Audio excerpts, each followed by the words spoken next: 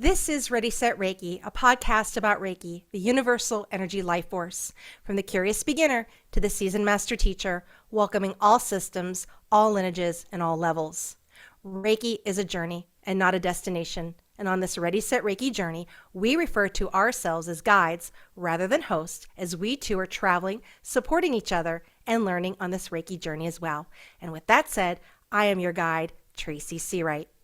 And today, joining me on my journey is Tami Friday.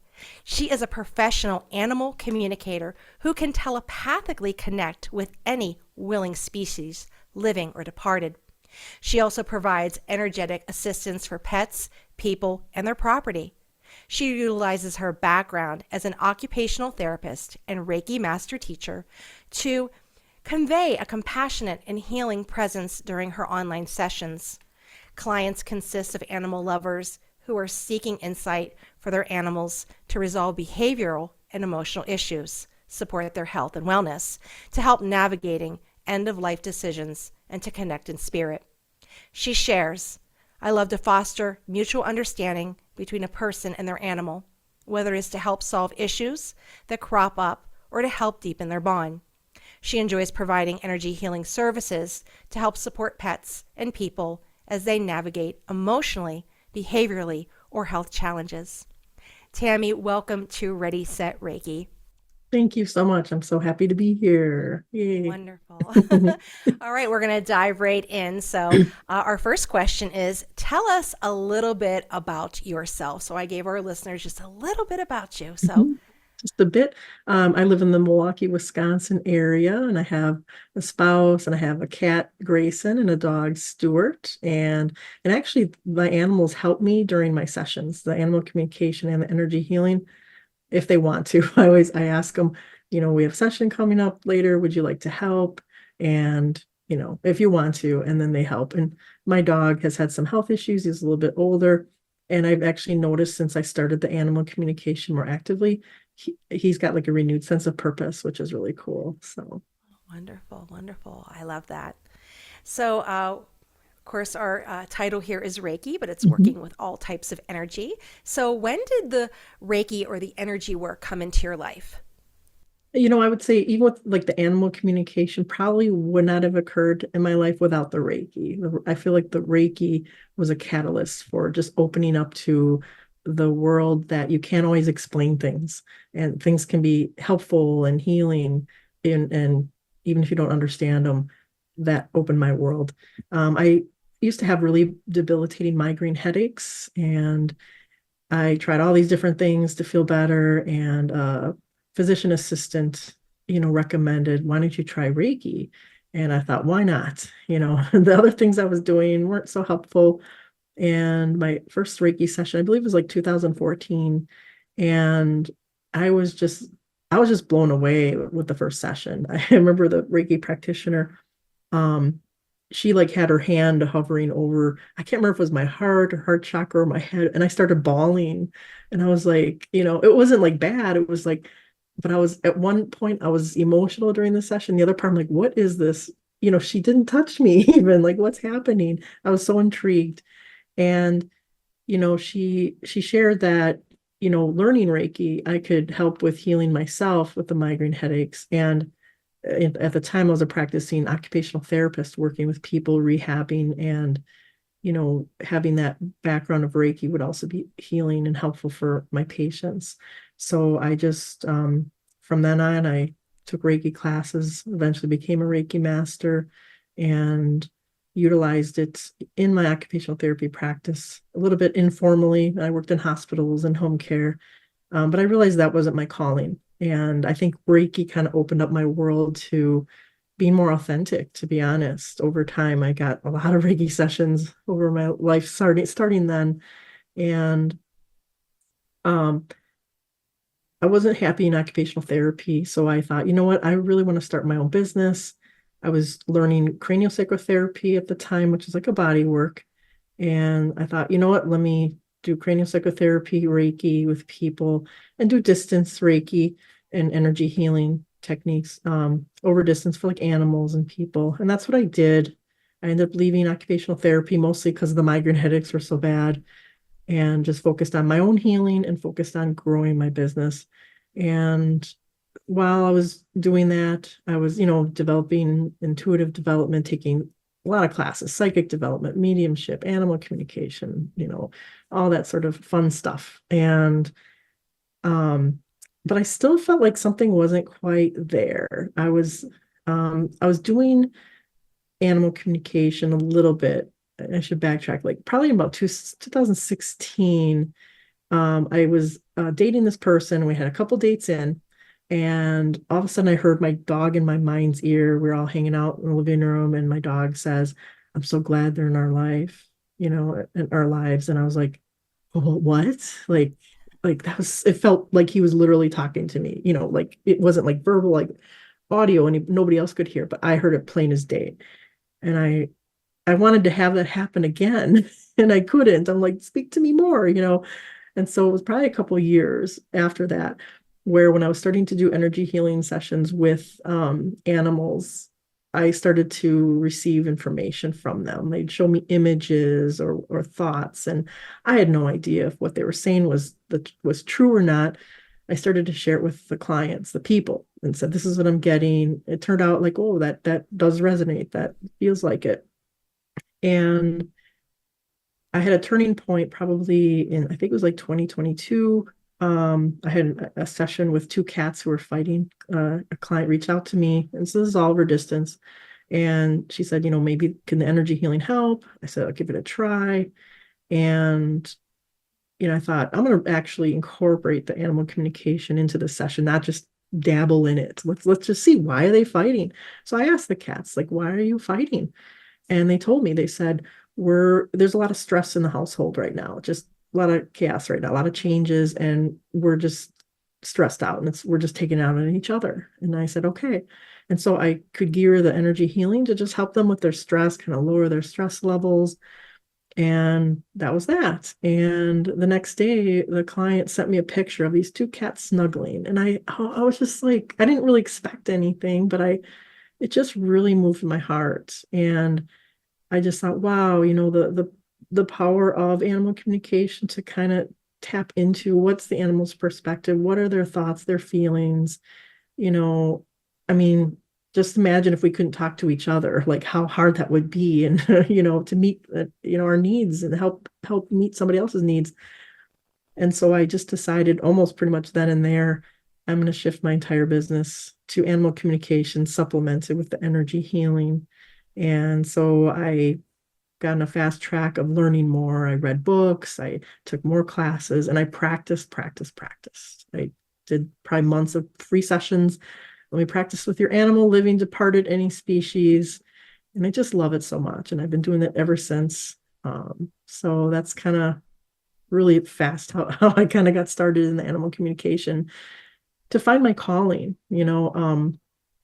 For a long time, I didn't feel like I had quite found it. Something always felt missing. And so when I found the animal communication and then the supplementation with energy healing, I thought, oh, this is how I love to serve. So yeah. Yeah, beautiful. And I mean, you never probably would have imagined when you started your journey as an occupational therapist that you would ever be doing this today. Exactly. I was more into this like science and logic and what you can see, touch, and I needed all those steps of like, the migraine headaches. Who wants migraine headaches? Who wants to suffer and with pain and injury and illness? But if I hadn't suffered that way, I would never have taken Reiki and Reiki, excuse me, opened my uh, eyes, opened everything up to, like with that lady, when she put her hand over my head, not even touching me, and I felt something. I cried. I mean, that was my first inkling that there is something there we can't see. And I often would tell clients, especially if they're new to Reiki or any type of energy healing, I always say, it's like a microscope. There's bacteria, there's viruses. A couple hundred years ago, we couldn't see it. We didn't know it existed. I said, maybe someday they'll have a little monitor and be like, beep, beep, beep, there's the Reiki energy, or there's the whatever. In other words, just because we don't see it or have a tangible way to measure it, I mean, that's happening, but doesn't mean it's not real. Doesn't mean it's not happening. It's just in a different way. It's a different sensory thing for us. Right, And right. so, yeah, And it's just interesting with many who begin this journey, there always has to be this catalyst for change. Something needs to change. And then we're resistant, and then it gets louder to the point like, okay, I'll go this way. And, you continued with that. You didn't give up. You continued seeking knowledge, continued treatments, you continued to grow. And then, if that didn't feel right, you shifted. You went in a different way and it brought you to where your true purpose is. So bravo for that, for absolutely. continuing on the journey. And Thank you. the key with that you said is practice, practice, practice. Many people want the now results, but it's cumulative. And just starting and getting a Reiki session or going to a training class doesn't necessarily mean that's where you have to stay. It could catapult you somewhere else. You can go somewhere you never even imagined. It's going to heal those parts of you, and you might end up doing, light language or tarot reading or something else. That's your Absolutely. passion. It helps you find your passion and heals that part of you. Absolutely. And, I've kind of learned, I would say earlier in time, I was a little bit more resistant to change, Mm-hmm. and not like it's super easy now. It can be Yes. hard. That's why we Yeah. tend, I think as humans, we tend not to want to so much unless you're a risk taker by heart. But when you start to learn, wow, when I reduce that resistance and start to allow that to come in, because I find, like, for me anyway, what really that allowance was is to for me to be more authentic and to kind of drop the baggage of expectation. I should be an occupational therapist. I put money and sweat and tears into becoming this, and it pays a certain amount. It's a status thing, whatever, whatever, whatever. Had to shed all that and come into the woo-woo world of things where, I can't say exactly how Reiki works. I don't exactly Right. know. Right. I just know it can be helpful. Um, but yet it feels good. And stepping into what feels good, I've learned I've learned more and more to just do it anyway. If it resonates, I might be scared as heck, but if I don't, I usually suffer more. So Right. Right. Or our next question is, what is a common misperception about your work? I would say probably as far as like the animal communication and even Reiki and energy healing, it's maybe the mindset that maybe clients come into it of fix my animal or fix myself, where it's this passive process that, you'll do all the whatever woo woo or work, and then it's a magic will happen. And, it's really about being involved in the process. And especially with animals, sometimes I feel like there are some clients, and it's not really their fault. I think it's our culture that animals have free will. They have their own motivations, their own desires, and we're not really taught that. And if you're not used to communicating with animals, it's like they're like this blank slate, and so there's a lot of misperception that, oh, my animal, if they just do what they're told, that sort of thing. And I've learned just through the animal communication, like, oh, there's a whole nother layer. Like one example, I had a client where, very nice dog, and the family, they had a newborn baby and they brought her home. And this client reached out a couple of days later saying, our dog is aggressive to the baby. We're scared for the baby's safety. Do you think energy healing and animal communication could help? I'm like, I always say, let's try, And so we connected with the dog. Dog's name's Leighton. And Leighton was sharing that Leighton was saying that there's stress in the house. Of course, right? You have a newborn baby. Even if it's good stress, it's stress, right? And the dog was like, oh my God, there's stress.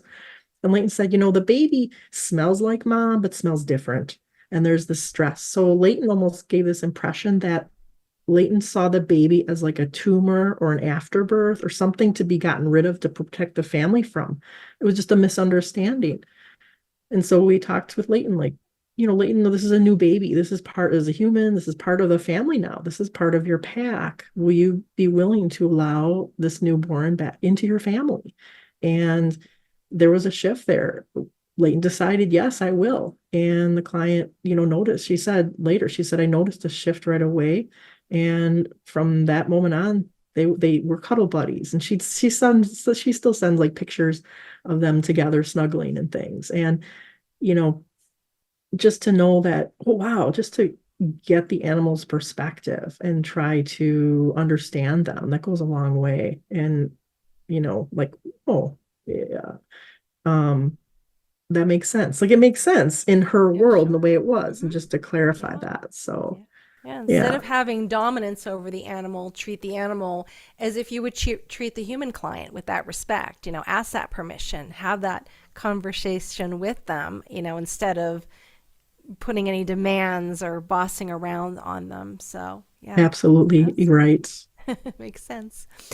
All right. So, our next question is, what is something that you wish your younger self knew about your current profession? That it exists for one. Just to stick with things. I felt pretty jaded for a long, I'm 52, and that was a struggle for me to find that career, if you will, that purpose. It eluded me. I stumble on different things. Oh, this is good, kind of. This is okay, but it just always felt like something was missing. And I felt frustrated by it, sometimes depressed by it.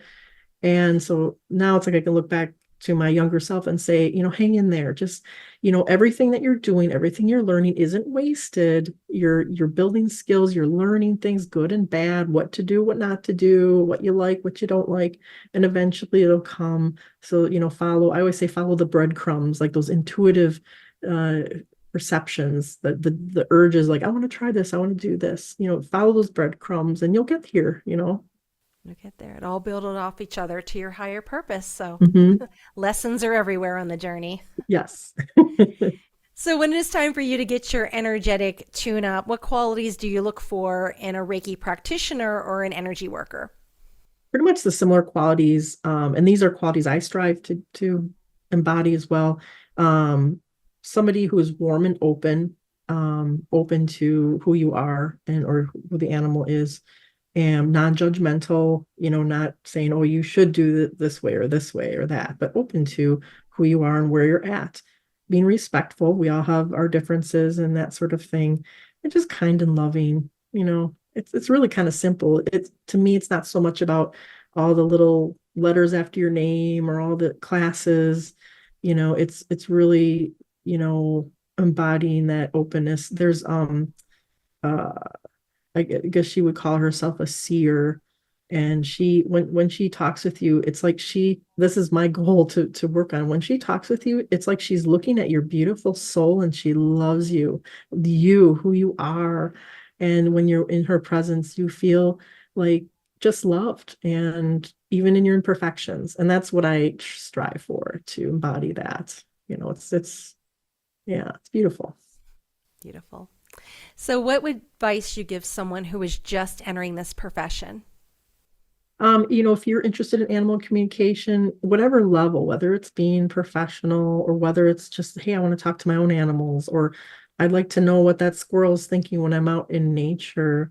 Um, you know, Knowing that animals want to connect. I feel like right now in this time, animals are like, chomping the bit, like we want to talk with you, and they're waiting for people to want to receive that. I feel like we all have that ability in our culture. It's just not been encouraged. And so, if you're interested, having the desire to learn is the first thing. And then, trusting and seeing what draws to you. You can read books, you can, there's so many different animal communication classes out there, finding, maybe someday I'll teach one, you never know. But, I feel like I'm still younger in that journey of animal communication, but, finding a practitioner that fits your learning style too. There's so many different styles, and even if you try one thing, if it's not quite a fit, maybe a different practitioner, different teacher, different route of learning will help you. And then just observing. I think really just observing animals, sitting and watching your pets, seeing what they do. What would your perspective be in that situation? And how do you think that they might be feeling or thinking in that situation? Trusting the perceptions you get. Even for me, that's how I started with information. I'm like, really? That doesn't make any sense. Like when I was talking with Leighton, like afterbirth tumor, like, no, that doesn't make any sense. But you just trust it. You just you have to be vulnerable with animal communication because you're always putting yourself out there and you could always be wrong. And you know, with animal communication, it's not 100% anyway. I think they say, I don't know who they is, but they say like with any mediumship or psychic ability or animal communication, you're always striving for 80%, not 100, but 80 would be great. And so just going, trusting your instincts with it, playing with it. It's okay to be wrong. And just having that desire will take you a long way. Sit out in nature, watch the squirrels, the birds, whatever animals come by you, pay attention. I actually started too, and I learned this from my Reiki master who taught me when I would see unusual animals that you normally don't see. Like something was unique. Like you see deer once in a while, but all of a sudden you see six deer, and that's unusual. Or you see an animal you normally don't see, or an animal doing something you normally don't see do. You can look it up. You can type in what is the spiritual meaning of this squirrel or of deer and see if that information resonates. That was kind of a way to help me start to hone in on the wisdom of animals and the messages that they share. And now I don't need to log in unless I'm really tired, but do that search. But I can tune in. Okay, do you have a message? What would you like to share? So, Right, some great advice. Very good. So, what books do you recommend? I really liked a book by P. Horsley. So P is in the little legume, whatever it's called. Horsley, Animal Communication Made Easy. It's actually a really nice read, and there's meditations in there that I still use when I'm practicing and preparing for sessions. Um, you know, that's a really good book that I would recommend for people if it fits you. Like I said, there's so many different reading styles, and you can literally do a search of that. But that's my favorite book, like well by far, to be honest. Yeah. All right, beautiful, beautiful. So, what other modalities do you offer? And do you offer classes, events, trainings, online or in person? So besides animal communication, I do the energy healing, which it's kind of morphed from Reiki into I was also doing something called like energy blast healing. So I just called it that because it's just a different energy that I kind of fell into, gosh, probably about 4 years now. And I use like a dowsing wand tool to just channel energy through. It's just a different energy, feel a little bit vocal. And I also do like my background with craniosacrotherapy, even though that's a body hands-on touch thing, I will use those techniques intending through distance. So when I'm doing a session, whether it's energy healing for pets, people, or property, as I say, I'm looking at what intuitively of my toolbox of energy healing tools draws me, and will utilize that with the person. So like with animals, energy healing, I often work with animals if they have like anxiety or depression or even physical ailments, just to help them. A lot of times with stress, just helping calm the nervous system. Same thing with people, whether it's like anxiety is common, or even grief. If I do have people that reach out because they've lost an animal and they're feeling like, did I do something wrong? Or the way maybe their life ended. There's a lot of grief or shame or whatever around that. So healing for that. And then property, the space. I do space clearing. When we're in a space, business or home, you can feel drained or you can feel energized. So if you're at a wedding and you're excited, you feel that energy in the space. Or if somebody was arguing in a room, you're like, ooh, I feel something. It's just clearing that, because we experience it. Our animals do too. So if you have like a lot of stress and tension, just clearing that out. So that it's just my way of supporting us, supporting our animals. Yeah. Good, wonderful. So, where can we find you if someone wants to connect with you? Yep. So all my services are offered online, which is great. So you can be from anywhere. And the best way to reach me is my website, which is TamiFriday.com. And I always say it's one of each letter, TAMI, and then Friday, FRIDAY.com. And that's where you can learn about me, book a session, or I have my contact information if you want to reach out if you have any questions or anything that way. All right, beautiful. Well, this ends our first part of our journey, and we're going to head over and I'm going to continue to guide you through our social media questions. So, listeners submit questions, and I narrow it down to 3 questions just for you. So, we're going to begin with question number 1. As an animal communicator, what is the lesson that this journey has taught you? Really just to respect each other, that we all have our own points of view. And that listening goes a long way. Give another example. I had a session with a client had reached out because her cat had a really bad eye infection. And the cat was very like squirming, not taking to the eye drops at all. And so the client reached out saying, can an animal communication session help with my cat? And his name was Spike. And, I asked Spike, like, what's going on with the eye? Why don't you like these eye drops? And he said, it stings. It stings. It's uncomfortable. And what was really nice is that the client was very open. She basically, through the session, she kind of said, well, here's the situation.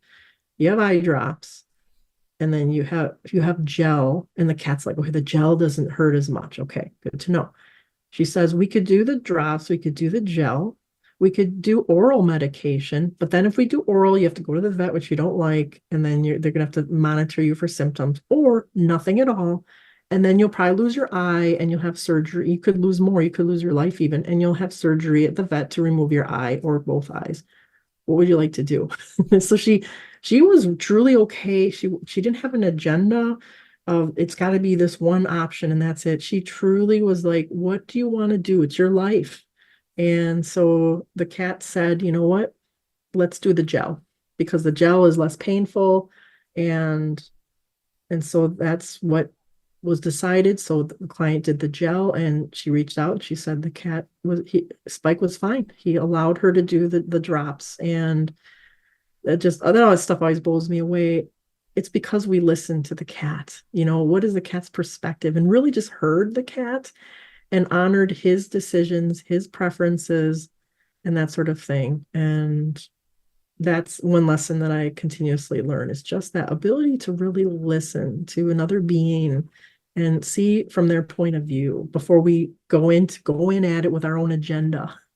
It's sort of like put both of our agendas in and see if we can mix and match and come out with a win-win. Not, you can't always, but if you can, that's great. I guess I should share like a book that can be really helpful is and I don't remember the author, but it's a book called The Explosive Child. And so you can like look that up. But that book taught me a lot with animal communication. It's how to communicate with a child where traditional discipline and ways to help a child don't work. And the basic premise of the book is almost like compromise, negotiation. Like if the child doesn't want to go to bed at a certain time, okay, why is that? And then see, where's the child willing to meet halfway somewhere? And you test it out until both are satisfied. And the book goes in much more detail about it, but that promise of that really shapes my sessions with animals and people. Like, is there something that you're both willing to come to terms with and do so you both can be happy? So Right. And it's just that freedom of choice. Allowing yes. them to have that choice really makes a difference Yes. in that. All right, wonderful. So, our next question is, in your experience with working with animals, what is something I can do for my pet and maybe all animals? Yeah, really good question. Um, Trying to see their point of view, and I guess you can communicate with them even if you're not receiving the information. You can still like talk with them. One thing animals tell me is they like to often know what their day is looking like.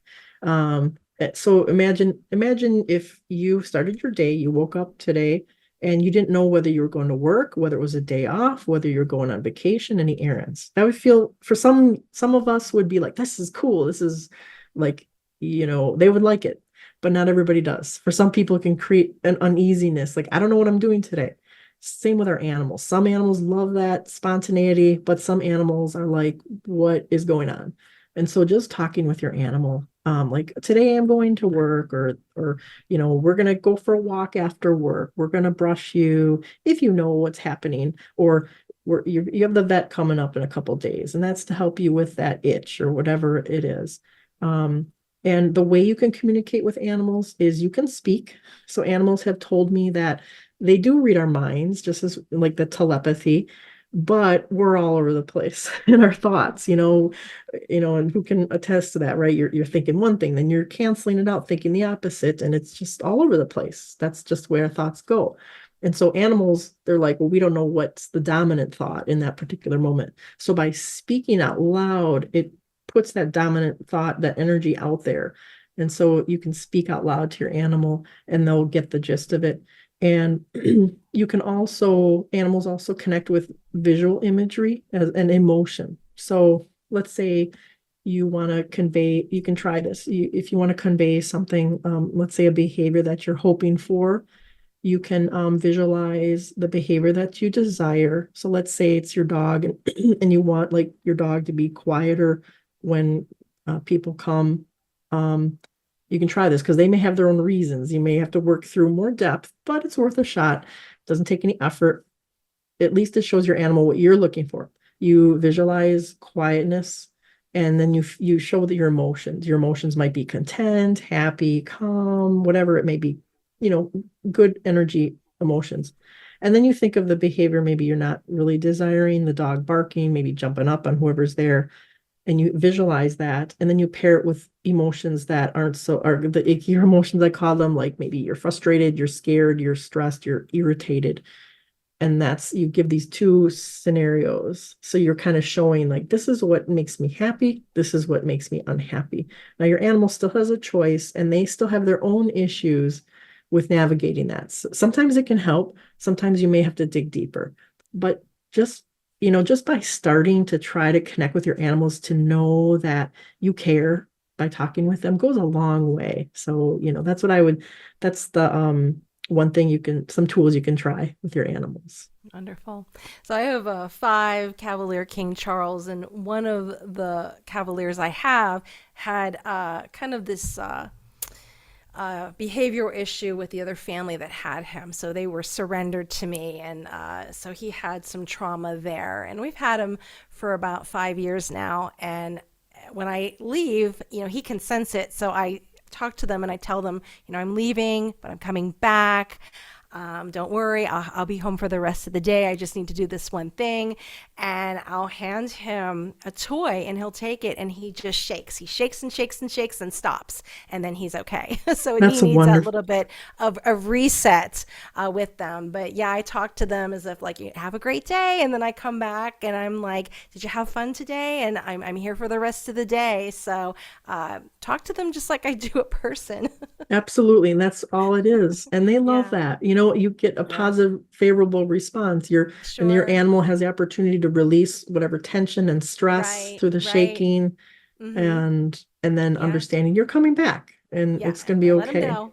Yep, and I Hmm. let them know. I'm like, I'm coming back, and it seems like they feel like they need to hear that. Like, I'm coming back. Don't worry, I'm only going to be gone for an hour. And then I'll even say the one time something changed. I said, boys, I lied. I have to go out again. Yep. And oh my God, animals are so like, in my experience, they're so Hmm. like forgiving and Yes. tolerant. If you just let them know, exactly. Hmm. You say, okay, I forgot about this one errand. And you could do it from your place of work, or if you're not even Yes. home, just as I'm connecting with them and you are, just say, oops, or plans change. I'm so sorry. Just saying sorry goes a long way. And, Yeah. and they're so forgiving. Yeah. Yeah, they are. They are. Our third question is, what do you hope uh, we as caregivers can do for the animals of the world? How can we be better for the animals? I would say just treat them as your equals. So not putting them below you and also not putting them above you necessarily. We're all the same on this planet. And just that, I guess the theme of this interview is like about respect, respecting all beings. And one thing I want to share too is you can still have your boundaries and your expectations. That just because your animal may want to like lay on your face so you can't breathe doesn't mean that that's the way it's going to be. If you don't Right. like that, you can say, I don't like this, and let's do something else. So, it's okay to have your boundaries. It's okay to have your expectations, just doing it respectfully. and noting all beings, even creatures, even bugs, I'll a little thing too. Like and I laugh because it's like I have a phobia of spiders and I'm like trying to work through it. And it's probably weird to be an animal communicator and have this phobia, but some of them I'm working through. Anyway, in summer at the back door where I let my dog out at night, there's a light there. And so there's this big spider last several years that likes to, I don't know if it's the same spider. I haven't asked if it's the same spider or the family line, but I don't know how long they live. I have to ask them that. But anyway, there's this big spider right by the back door. And I'm always afraid he's just gonna, land on me as I'm coming in or out of that door, letting my dog out for at night. And before I really got into animal communication, I would like sweep the web, I'd spray at it, not so nice to be honest. And it would always reform by the next night or even a couple hours later. And I'm like, oh God, I'm like always coming out there. And when I really started getting animal communication, like in fact, like last summer, I was talking to the spider. I'm like, okay, I'm sorry, but I don't want you landing on me and seeing you close to the door just makes me uncomfortable. Is there something else, somewhere else you can go where you can get your food and have a nice web and whatever? And that was that. And then all of a sudden I'm like, I didn't see the spider. I'm like, where did it go? And then one day I kind of noticed in the lighting, there's a window not too far away from the door. And that's like a window that isn't really used. The spider built its web at that window. And obviously I almost didn't even notice it. And I thought, that's perfect. You can have that. I won't bother you. There's no chance of you falling on me. And so now we can live in coexistence. We'll see this time of year now. It's going to be starting where it's going to be that time of year where the spider is going to be coming out. So I'll be curious to see if we have to have another conversation or if they remember. But it's paying attention to all creatures, not just the ones we, have in our families, Right. Mutual respect for all Yeah. creatures. Yeah. Very good. So that wraps up our 3 social media questions. So as we have been talking, is there anything that you may have forgotten or you'd like to share with our listeners? You can take that time now to share. Just, I think a lot of us just love animals and, just share that love with your animals. They love it. They just tell me they love that love between you and, your desire to connect with them, to see them as equals to you with their own thoughts, their own feelings, and working together to have a harmonious life. They just, they're invested in that too. They, if you ever doubt that your animals love you, I mean, I've yet to connect with an animal who hasn't loved their person in one way or another, even if they show it in a different way. So yeah. All right. Well, thank you, Tami. I appreciate you taking the time out of your very busy schedule to come on this journey with me. It has been wonderful learning about your journey into becoming an animal communicator. Thank you. Thank you so much, Tracy, for having me and lightening the world with your energy. Thank you. All right, my friends. So Tami Friday, she's an animal communicator, helps animal lovers seeking harmony, healing, and understanding. So thank you so much for joining us today. If you are interested in having your question featured on the show, reach out at www.readysetreiki.com and social media. Also, if you're interested, Feather Sister Wellness offers a variety of yoga classes, trainings, Reiki trainings, and Reiki sessions, and that's an online platform as well. So thank you so much, everyone, for joining us today on this journey. So my name's Tracy Seawright, and this has been Ready, Set, Reiki.